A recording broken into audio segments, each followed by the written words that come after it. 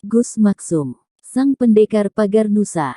Pondok pesantren dulunya tidak hanya mengajarkan ilmu agama dalam pengertian formal akademis seperti sekarang ini, semisal ilmu tafsir, fikih, tasawuf, nahwu shorof, sejarah Islam dan seterusnya.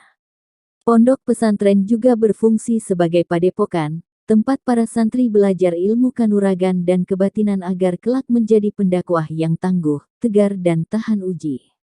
Para kiainya tidak hanya alim tetapi juga sakti. Para kiai dulu adalah pendekar pilih tanding.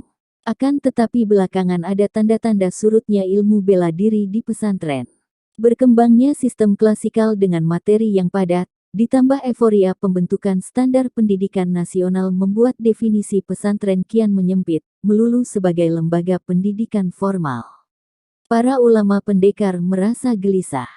Haji Suharbiloh, seorang pendekar dari Surabaya yang gemar berorganisasi menemui Kiai Haji Mustofa Bisri dari Rembang dan menceritakan kekhawatiran para pendekar. Mereka lalu bertemu dengan Kiai Haji Agus Maksum Jauhari Lirboyo alias Gus Maksum yang memang sudah masyhur di bidang bela diri. Nama Gus Maksum memang selalu identik dengan dunia persilatan. Pada tanggal 12 Muharram 1406 bertepatan tanggal 27 September tahun 1985 berkumpullah mereka di Pondok Pesantren Tebuireng Jombang, Jawa Timur, untuk membentuk suatu wadah di bawah naungan Nahdlatul Ulama NU yang khusus mengurus pencak silat. Musyawarah tersebut dihadiri tokoh-tokoh pencak silat dari daerah Jombang, Ponorogo, Pasuruan, Nganjuk, Kediri, serta Cirebon, bahkan dari Pulau Kalimantan pun datang. Musyawarah berikutnya diadakan pada tanggal 3 Januari tahun 1986, di Pondok Pesantren Lirboyo Kediri, Jawa Timur, tempat berdiam sang pendekar, Gus Maksum. Dalam musyawarah tersebut disepakati pembentukan organisasi pencak silat NU bernama Ikatan Pencak Silat Nahdlatul Ulama, Pagar Nusa, yang merupakan kepanjangan dari pagarnya NU dan bangsa.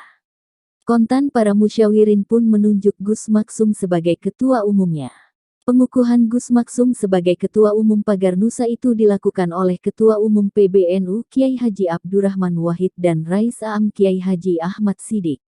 Gus Maksum lahir di Kanigoro, Kras, Kediri, pada tanggal 8 Agustus tahun 1944. Salah seorang cucu pendiri Pondok Pesantren Lirboyo Kiai Haji Manaf Abdul Karim.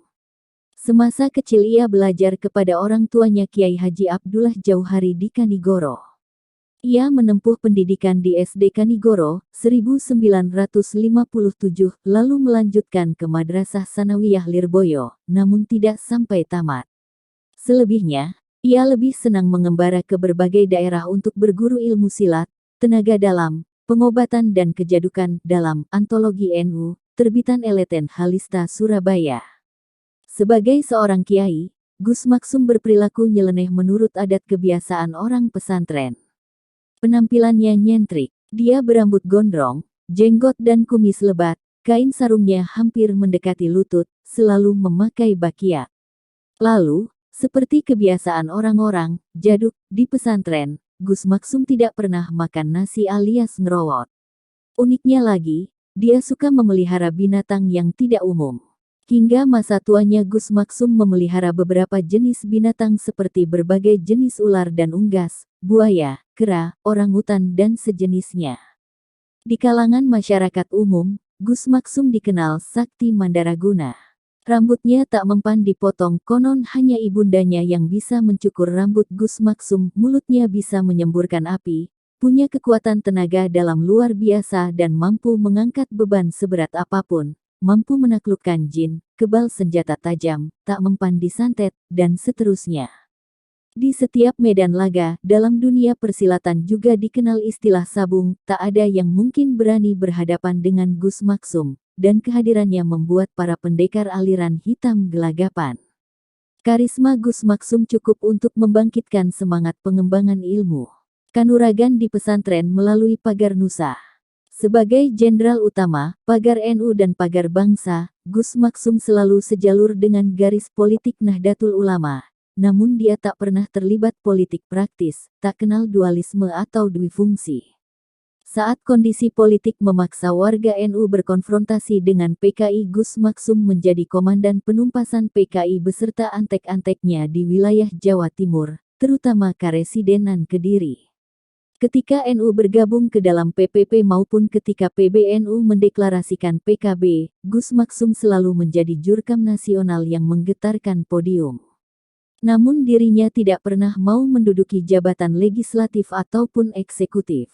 Pendekar ya pendekar. Gus Maksum wafat di Kanigoro pada tanggal 21 Januari tahun 2003 lalu dan dimakamkan di pemakaman keluarga pesantren Lirboyo dengan meninggalkan semangat dan keberanian yang luar biasa.